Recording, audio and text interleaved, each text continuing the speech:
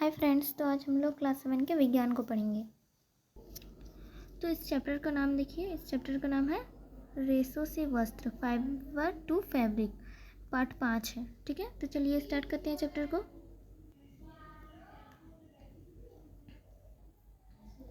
देखिए, पिछली कक्षा में आपने जाना है कि वस्त्र रेशों से बनते हैं। रेशे पौधों एवं जंतुओं से प्राप्त किए जाते हैं। उन्हें क्रमशः पौध रेशा तथा जावता रेशा कहते हैं। इस पाठ में जावता रेशा के बारे में विस्तार से जानेंगे। ठीक है, तो प्रमुख जावता रेशा ऊन और रेशम है। प्रमुख जावता रेशा क्या है? ऊन और रेशम। भेड़ एवं रेशम कीट, ये भेड़ है और ये रेशम कीट है। तो ऊन के रेशे यानी कि फैब्रिक भेड़, बकरी या याक के बालों से प्राप्त किए जाते हैं। रेशम के रेशे रेशम कीट के कोकून से प्राप्त किए जाते हैं। ऊन के रेशे का प्रयोग स्वेटर, मफलर, मोजा, शॉल आदि अन्य ऊनी कपड़े बनाने के लिए दिया जाता है। रेशम के रेशों से रेशमी साड़ी, कुर्ता आदि के कपड़े बनाए जाते हैं। परंतु ऊन एवं रेशम के रेशे कैसे प्राप्त किए जाते हैं? क्या आप जानते हैं कि भेड़ या बकरी के शरीर के किस भाग से रेशम प्राप्त किए जाते हैं और रेशमी कपड़ा बनाने के लिए रेशमी कपड़ा कैसे प्राप्त किया जाता है? तो ये हम जानते हैं कि भेड़ के बालों से हमें रेशमी कपड़ा प्राप्त होता है, मेरा मतलब ऊनी कपड़ा प्राप्त होता है। तब हम लोग इसी के बारे में पढ़ेंगे। तो ऊन जावता रेशा है जो भेड़, पहाड़ी बकरी, ऊंट, याक आदि जंतुओं के बाल से प्राप्त किया जाता है। तो ऊन प्रदान करने वाले इन जंतुओं के शरीर पर रेदार बाल की मोटी परत होती है। इन रेदार बालों के बीच वायु अधिक मात्रा में भर जाती है। वायु ऊष्मा का कुचालक है, अतः बाल इन जंतुओं को गर्म रखते हैं। इन्हीं रोएदार रेशों से ऊन प्राप्त किए जाते हैं। क्या ऊन प्राप्त करने के लिए शरीर के सभी प्रकार के बाल से रेशों का निर्माण किया जाता है? तो इसके बारे में अब हम लोग आगे जानेंगे। चलिए जानते हैं। भेड़ की रायदार त्वचा यानी कि स्किन पर दो प्रकार के बाल होते हैं। कौन कौन से? दाढ़ी के मोटे एवं रूखे बाल और त्वचा के निकट के महीन एवं कोमल बाल। ये महीन कोमल बाल ऊन बनाने के लिए रेशे प्रदान करते हैं। भेड़ों की कुछ नस्लों में केवल तंतुरूपी मुलायम बाल ही होते हैं। इनके जनकों का विशेष रूप से चयन किया जाता है, जो उसी प्रकार के भेड़ों को जन्म देते हैं जिनके शरीर पर सिर्फ मुलायम बाल हो। इस प्रकार के भेड़ें उत्पन्न करने के लिए जनकों के चयन की यह प्रक्रिया वारणात्मक प्रजनन यानी कि सेलेक्टिव ब्रीडिंग कहलाती है।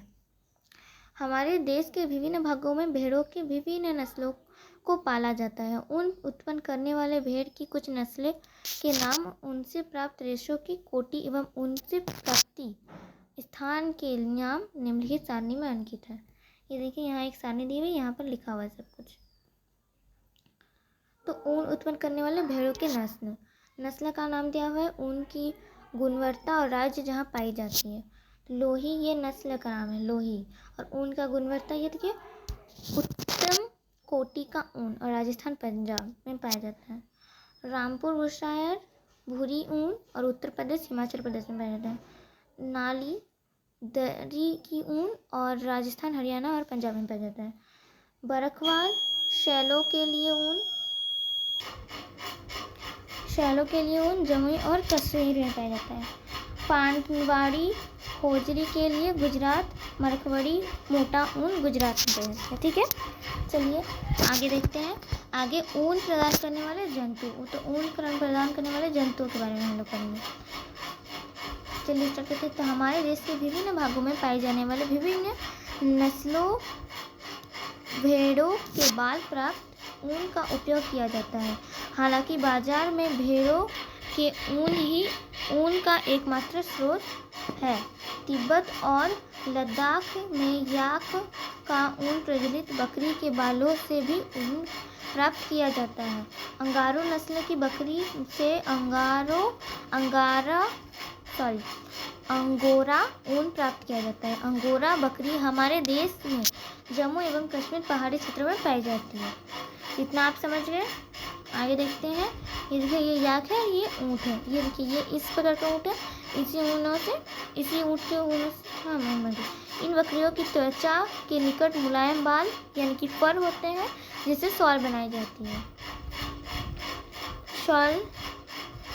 जिन्हें पश्मीना शॉल कहते हैं। ठीक है। ये देखिए, ये अंगोरा बकरी है। और ये है लामा। ये लामा है, इसका नाम लामा है। ठीक है। और इसका नाम क्या है? अल्पैका। तो ऊँट के शरीर के बालों का उपयोग भी ऊन के रूप में किया जाता है। दक्षिणी अमेरिका में पाए जाने वाले लामा और अल्पैका से भी ऊन प्राप्त किया जाता है। इसके लिए जाने के लिए हम क्रियाकलाप 1 को करेंगे। तो चलिए स्टार्ट करते हैं क्रियाकलाप 1। तो देखिए, क्रियाकलाप 1 में क्या दिया हुआ है कि भारत का मानचित्र बनाइए। मानचित्र में उन स्थानों को चिन्हित कीजिए जहां वे जंतु पाए जाते हैं जिनसे ऊन प्राप्त किए जाते हैं। रेशों से ऊन तक अब हम लोग जानेंगे। तो ऊन प्राप्त करने के लिए भेड़ों को पाला जाता है। उनके बालों को काटकर फिर उन्हें संसाधित करके ऊन बनाई जाती है। यह प्रक्रिया निम्नलिखित चरणों में की जाती है। तो यहाँ कुछ चरण दिए हुए हैं। इन चरणों में ये जो प्रक्रिया है इसको पूरा किया जाता है।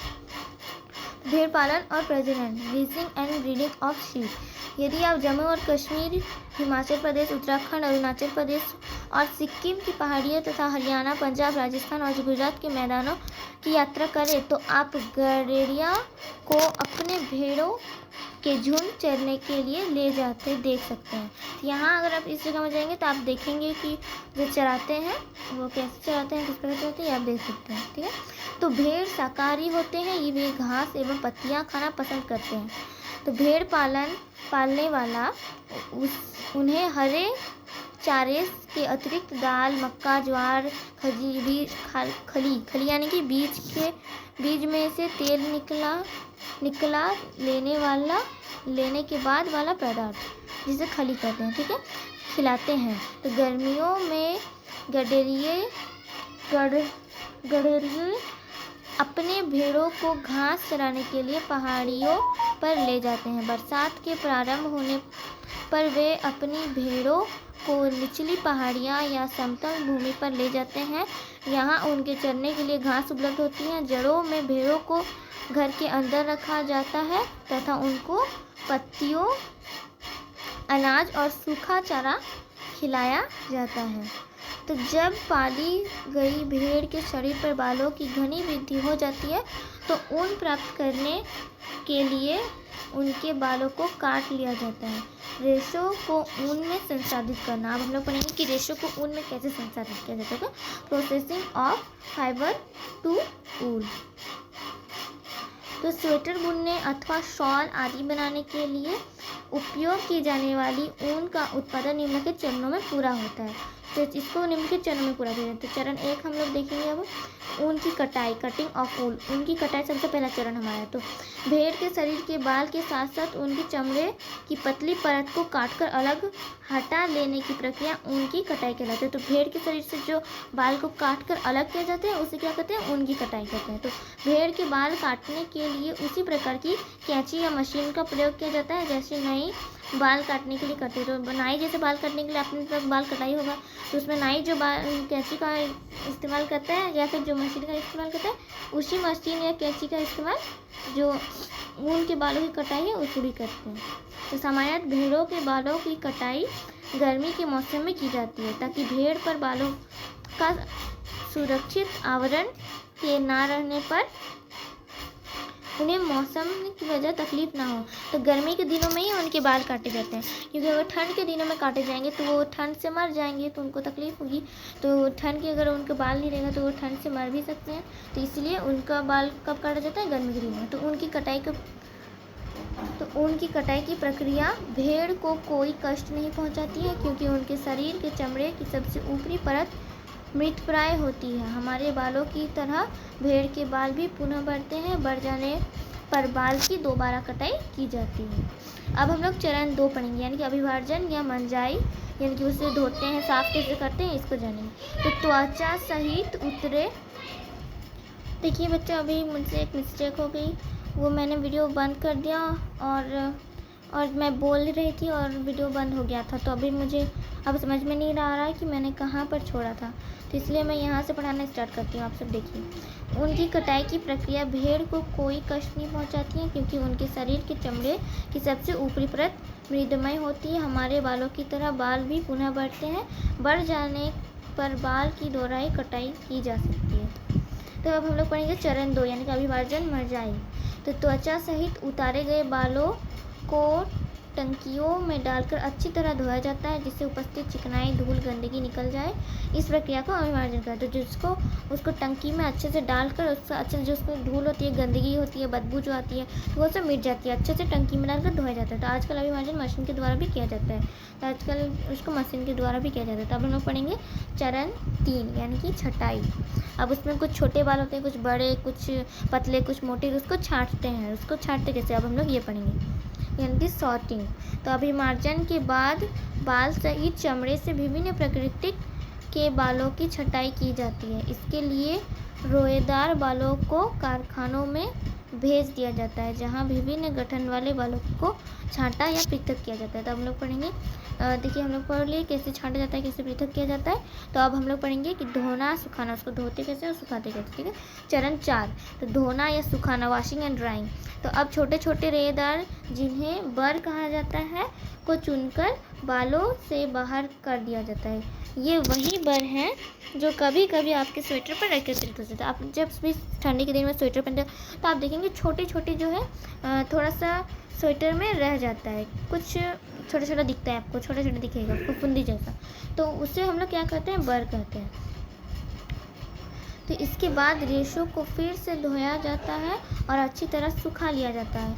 इस प्रकार प्राप्त उत्पादन की धागों के रूप में काटे जाने के लिए उपयुक्त हो जाता है। तो उसको धोकर अच्छे से सुखा लिया जाता है, उसके बाद उसे धागा में कर दिया जाता है, चेंज कर दिया जाता है। ठीक है, तब रंगाई। तो जब भेड़ा बकरियां होते हैं तो उनसे बार बार तो काला, भूरा, ये सब कलर का होता है। तो उसको हम लोग कलर कैसे करेंगे, अब ये हम लोग जानेंगे। ठीक है, तो भेड़ों एवं बकरियों के प्राप्त बाल प्राय उजला, काला या भूरा होता है। तो रेशों या तंतुओं को हम भांति भांति के रंगों में रंग सकते हैं, तो उसको रंगा दिया जाता है। ठीक है, अब हम लोग पढ़ेंगे रीलिंग। चरण 6 में हम लोग आगे अब हम लोग पढ़ेंगे रीलिंग। तो अब रेशों को सीधा करके सुझलाया जाता है और फिर लपेटकर उससे धागा बनाया जाता है। ठीक है, ये देखिए यहाँ रीलिंग दिया गया है, इसको धागा को लपेट लिया जा रहा है। देखिए ये मशीन है, ये गोल गोल घूम रहा है और धागा को लपेट लिया जा रहा है।